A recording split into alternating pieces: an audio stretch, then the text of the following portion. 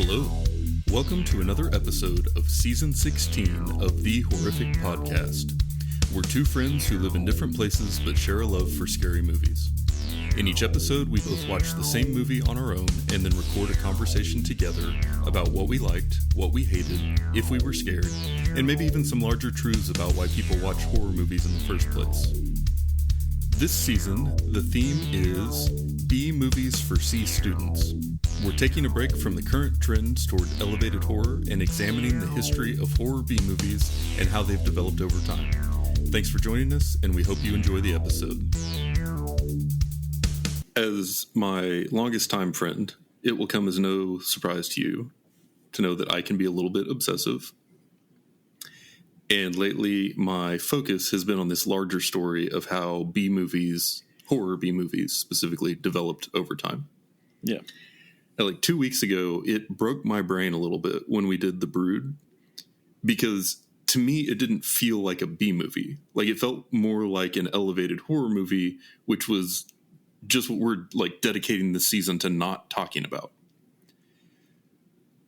So since then, I've come across two pieces of interesting information that feel related, one more so than the other, but that I thought we should throw out there as part of how we're telling this story. The first one is just kind of like a really interesting one-off. But you know how we talked about there being that shift in the history of B movies where the government made it against the law for the big Hollywood studios to own their own theaters? And then that led to like kind of more independent production companies. And then eventually there were the drive-in theaters, which were completely outside the realm of the Hollywood influence. And they started showing more independent films and stuff. And that was like all part of this development over time. Well, that law got reversed in 2020. And now Sony has purchased Alamo Drafthouse, which, you know, is my favorite thing in the world. And I'm worried it's about to get ruined. I think I just saw an article saying that they're opening 4 more. I'm sure they are. I'm sure they're doing all kinds of stuff now. Yeah. I'm 99% sure I did, but I don't know why I would have read that. But anyway, the reason this is interesting to us is just because that whole law in the first place basically led to that transition from B movies having to go through the Hollywood system to where they could gatekeep, right, and like push the Hays Code onto them.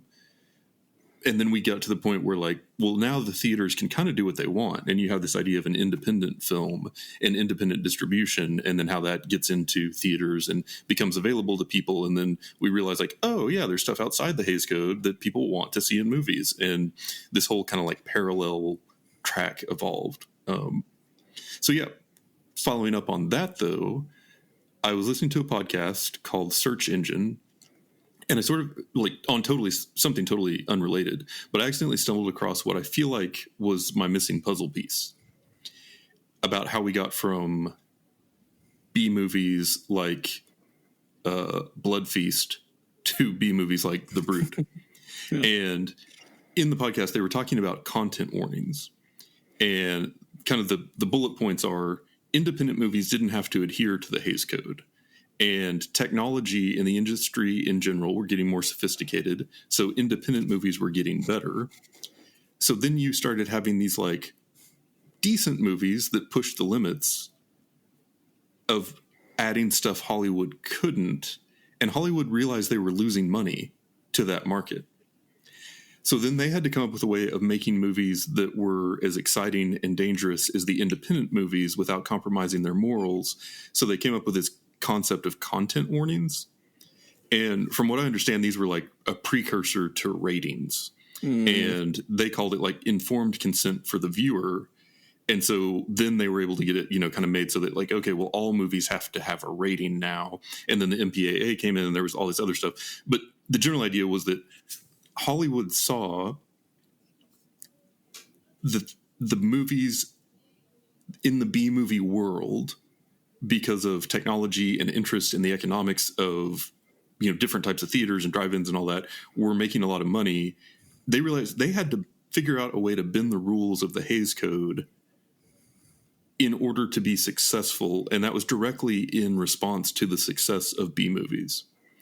So I feel like the 70s were kind of that time where we started crossing that threshold a little bit. into where like, oh, B movies now are actually contenders. They can get the distribution. There is the audience for them.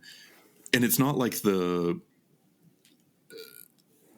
same stigma, I guess, that you had before. Mm-hmm. And so I feel like that's an appropriate discussion to make this week, because as we're going through this history of horror B movies, we're getting more and more into the territory where the lines are getting really blurry about what a B movie is, just based on like quality. Yeah. I think we're at a point where the movie just exists outside the Hollywood system, but it can still be successful, and people who are involved with it can still go on to have successful careers and maybe even, you know, end up working in the Hollywood system. Yeah. What I kind of feel like, you know, kind of what you're mentioning is, you know, at the beginning it was a necessity, and now I almost feel like it can be a necessity. Like if you don't want to be gatekept. Is that a thing? Is gatekept a word? You know, if you don't want these studios to like have their thumbprint on everything just because they financed it, doesn't mean they created it. Sony's not brilliant at owning movie theaters because they bought a really badass movie theater. The hard work was already done. And what you're kind of seeing is like, hey, if we could just get some Baptist church or some Canadians to give us some money, we can do this ourselves. We don't have to, and we can do it how we want to. And that's, you know, the thought process behind it. And then the movie production companies / government was like, hey, wait a minute. We got to put ratings on this. You can't get too crazy. Instead of, you know, just reviewing the movie and being like, yo, you can't have this in there. And then just letting people decide if they want to watch it themselves or not. Fucking helmet laws. Sorry, that's a motorcycle thing. But if I want to decide to kill myself or not wear a helmet, I'm going to not wear a helmet. I wear a helmet because I want to. Don't make me wear a helmet. This podcast I'm glad you wear a helmet. Yeah, I know. I'm going to wear one. But I'm just saying, it's like, hey, we're putting our handprint on everything here, people. But what this is doing is like, yo, we don't have to. We can do it ourselves if we just get the money for it. Yeah, and I mean, I think that's kind of what like the B movie tradition has always been about. Well, not always, since it got different from, you know, the Hollywood system. It's like, you know, this small group of super successful movie production companies doesn't get to decide everything about how movies are made and what can go in them and how they can be distributed and how they can be funded and how they can be written and pulled off and what the soundtrack can be and all that. Like, there's this whole world of people out there who can contribute to movie making on the terms that they want to. And I think that's cool.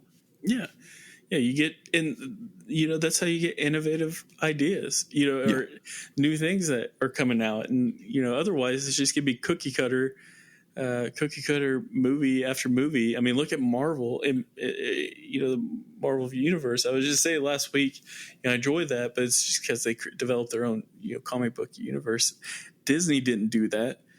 The comic book writers did it a long time ago, but it's like, look at what we're getting out of those now. Like, there's some of the worst, like, flops that had happened, you know, with movies, and it just gets too cookie cutter and you don't change it up, then it's just you know, filter out or just kind of, I don't know, just burn out slowly when we're like, no, there are millions of people that have really good ideas and can make really good films. And, you know, they can also make really bad films. Yeah. But still, it's like that's our right to do. I support their right to do it. Yeah. Yeah. So this week we're going to talk about another horror B movie. It's from the 80s, in 1986 actually, and it's called From Beyond. And this movie was released by Empire International Pictures, and Empire International Pictures was started by Charles Band in 1983 after he sensed the emerging theatrical market for independently produced horror and science fiction films, and also was dissatisfied by other distributors' handling of the films made by a production company that he had previously started. So this guy isn't just rebelling from Hollywood, he's rebelling from other B-movie production companies. There's always got to be a rebel, man. Which is pretty badass, right? I mean, like, it's the whole, like, just like you were talking about, it's the whole, like, thing that makes this interesting is you have people who are kind of doing their own thing and playing by their own rules. And this guy wanted to start a production company that focused mostly on low-budget sci-fi and horror films. And a man named Brian Yuzna produced and helped write this one. And he actually worked on several films with Charles Brand, including several H.P. Lovecraft adaptations, of which From Beyond is one. That said, though, Yuzna didn't spend his whole career making low-budget B-movies.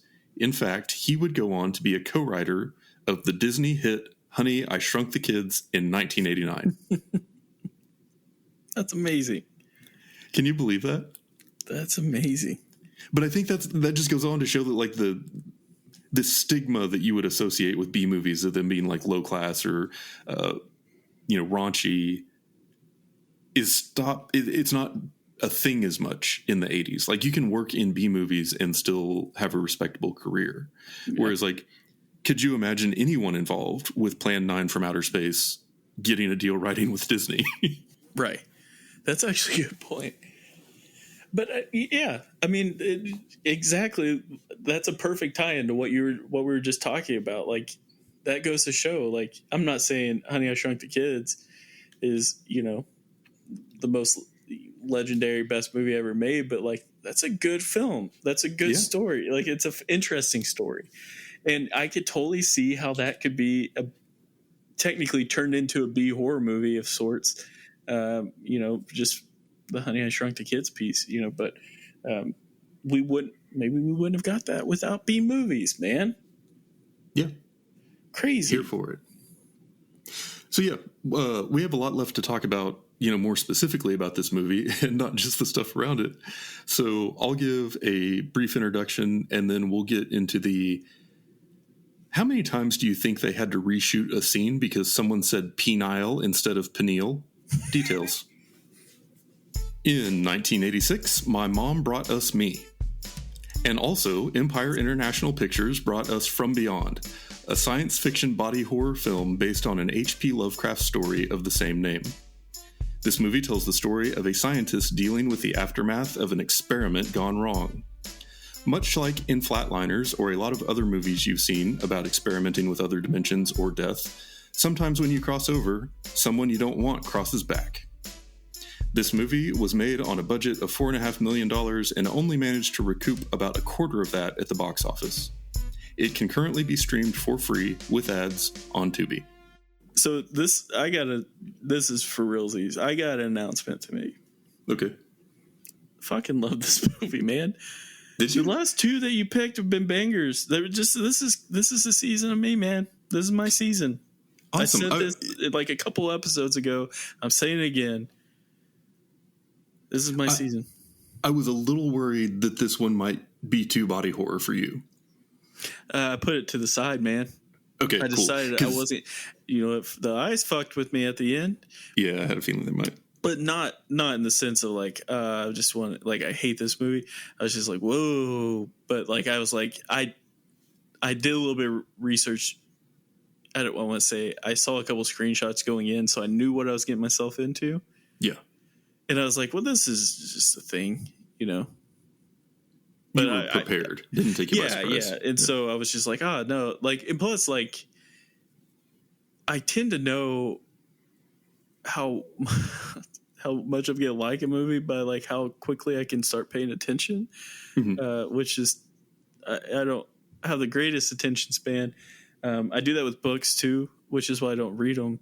But with this, like, it was like just right into it, and I was like, I think I like snapped out of like kind of like how focused I was watching it. I was like, oh, you're in for it, man. So yeah, it was gnarly as all get out. It was a jackalope film, but I was like, this was made for me. Yeah, I really enjoyed it as well. I think that this feels like kind of quintessential B horror, but still like good enough to keep your attention. Because I feel like some movies are just bad movies, and so then it's like it's hard to stay in it. But I was actually really impressed by the practical effects in this one, and I guess, again, at this point, non-Hollywood movies were lucrative enough of a business to get a $4.5 million budget. And like the film quality on this one didn't feel noticeably worse than other 80s movies I've seen. Agreed. And again, just the practical effects I thought were really good at pulling off what they were trying to pull off.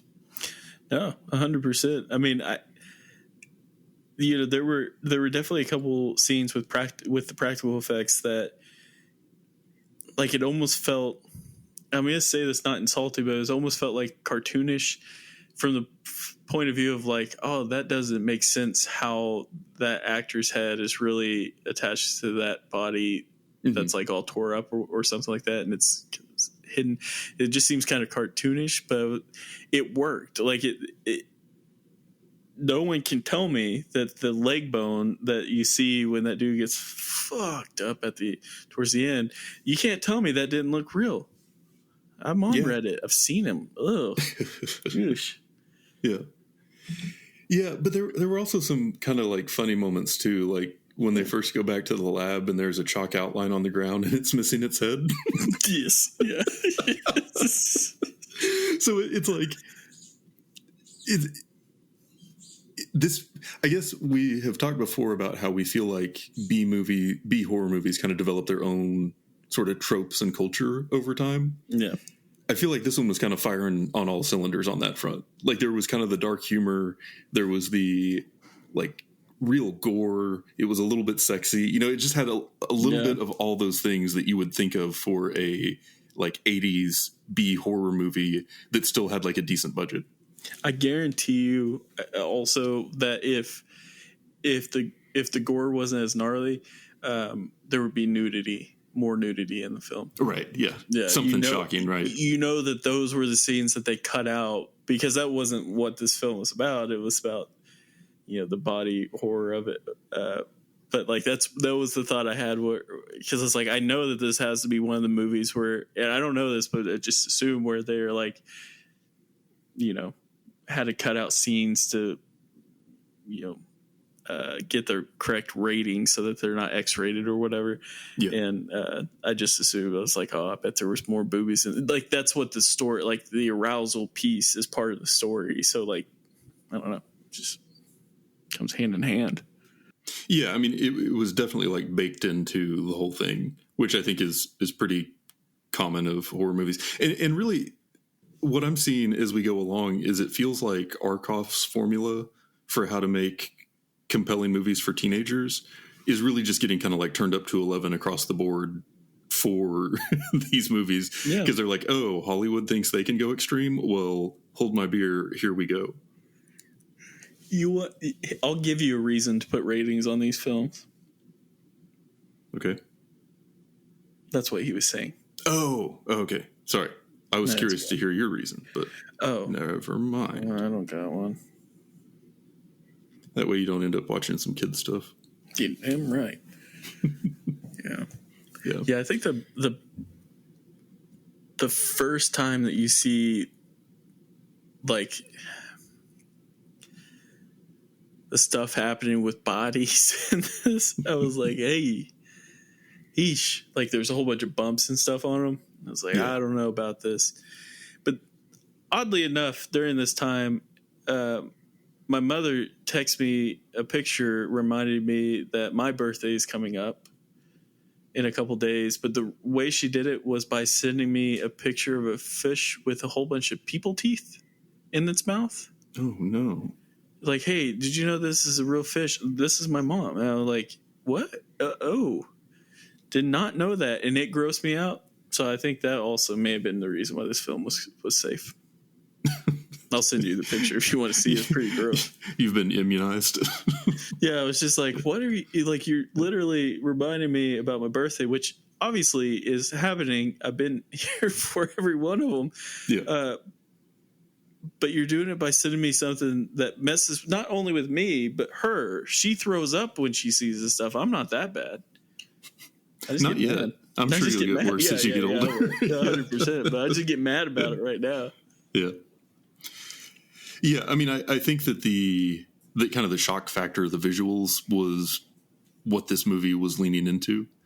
The story at a high level was pretty basic. Like there wasn't a whole lot of plot development that happened. No. You've got two scientists who are exploring creating this device that will send out waves of some sort that stimulate this gland that's supposed to activate the mind's third eye so that you can see another dimension.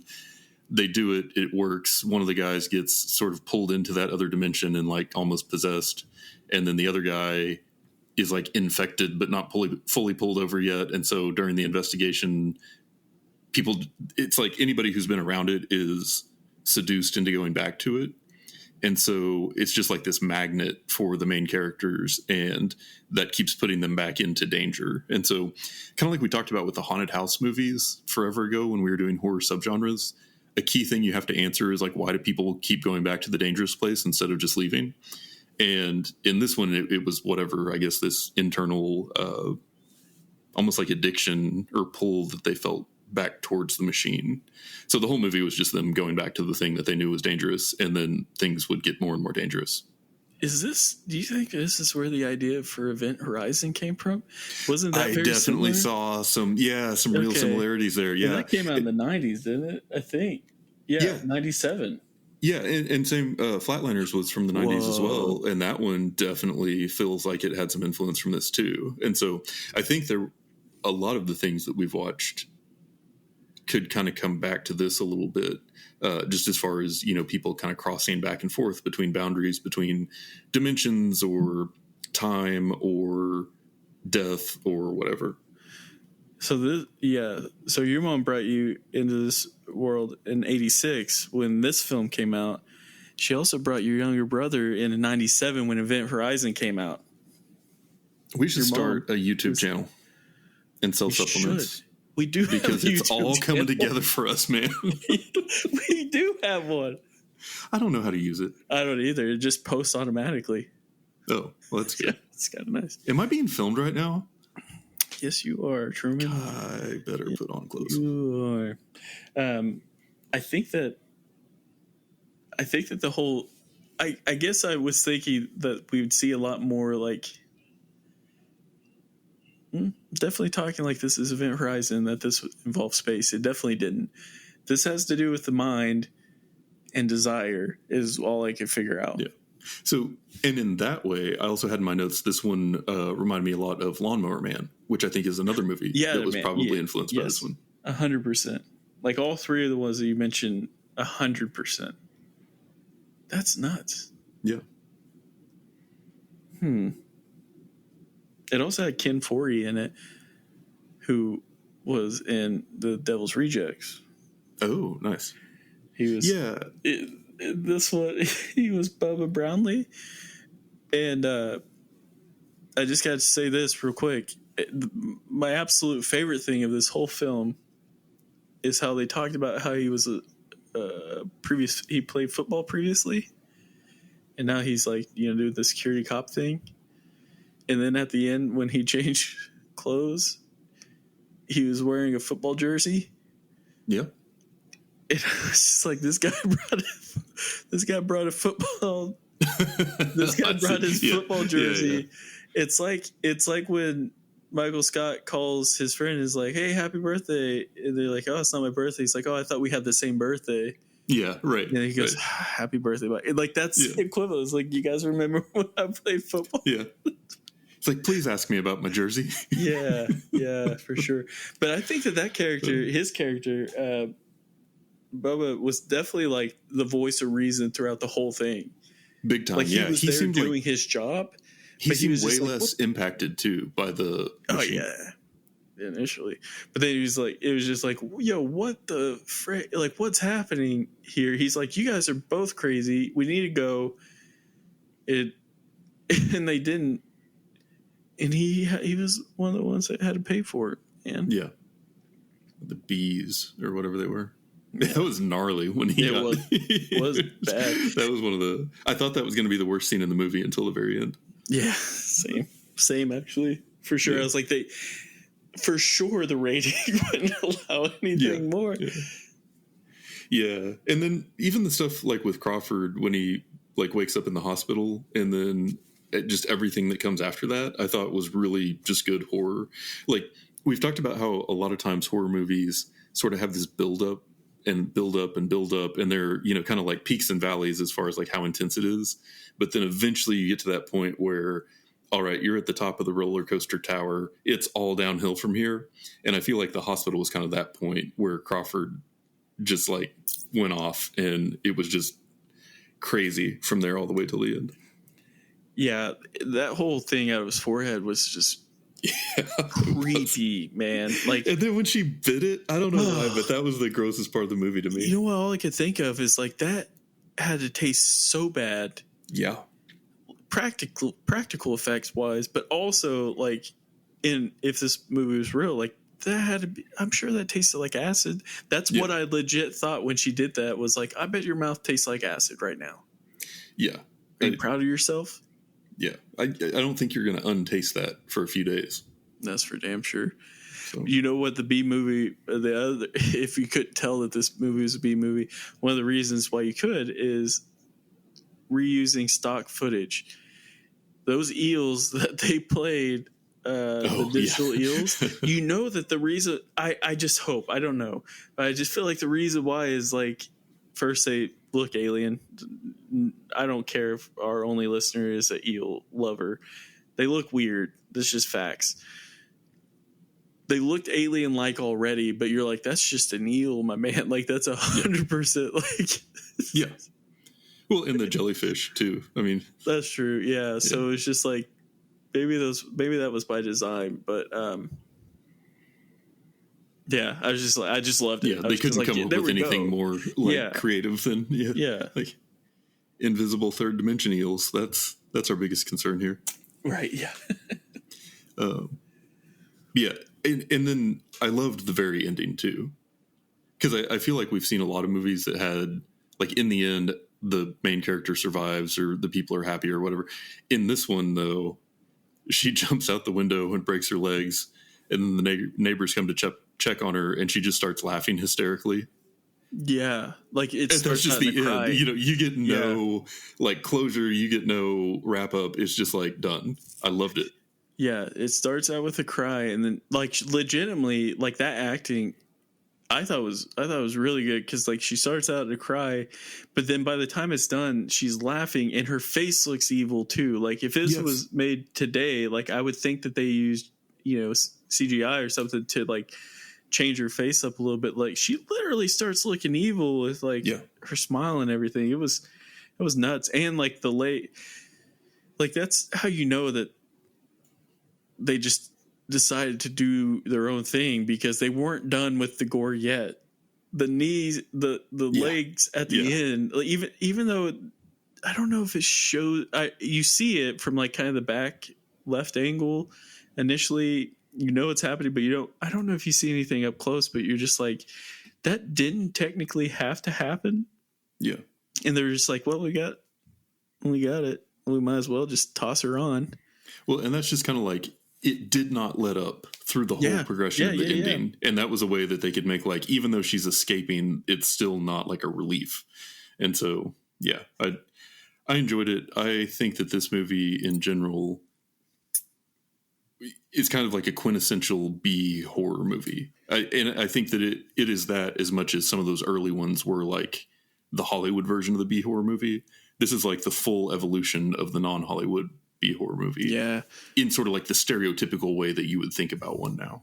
Yeah. Like, so when you're watching a TV show or like a movie and they're watching like a horror film and like everyone's kind of into it and like getting grossed out and everything, I'm going to think that it's this movie from here on out, because that's the kind of feeling I had. I was like, this is definitely like, this is a Jackalope horror. What I mean by that is one of our favorite bars is Jackalope, and they used to play B horror movies or just fucked up movies on repeat. It's where I got a lot of good ones. And this is definitely one of them that there's no way that they didn't have this playing, for one, but two, like the story was a little convoluted, which we've heard before with B movies. But But then again, so was Event Horizon, which came out 10 years later. So I'm kind of mad about that when I really like Event Horizon. Still do. But this is just a Halloween horror. I think it's great. It's messed up. I recommend you guys watch it. Yeah, and I am definitely going to be watching more Charles Band and Brian Yuzna movies because they work together on a bunch of stuff. And in the whole Empire International Pictures stuff, I am very interested in seeing more of, because from what I looked at, most of them seem to be kind of in this same general vein. And so for me, this is almost like a Trauma Pictures that has like its own kind of style, but it's just like not Trauma, because that's how you get on FBI Most Wanted list. Yeah, that's for damn sure. So yeah, got a 2 thumbs almost all the way up. B out of A. So I don't know. It worked better in my head. Hey, listen, man. That worked out. Don't give up on yourself. Thanks, Dad. You're welcome. Happiest day of my life was when your mother brought you into this world. And that's it for today's episode. If you've listened this far, then thank you, and we hope you've enjoyed it. We're always looking for new ideas, so if you have any questions, comments, or movie suggestions, please send us an email at thehorrificpod@gmail.com or hit us up on the IG. That's what the kids call Instagram. Just search for The Horrific Podcast. Thanks for listening.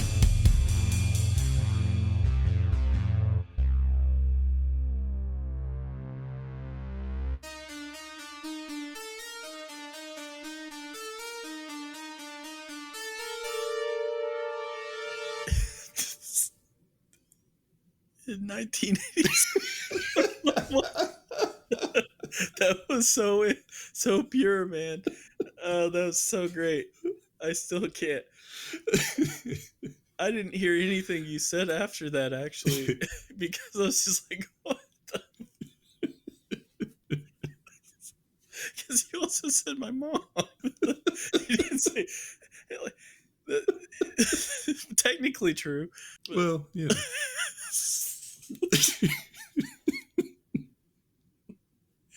Holy shit, my face hurts.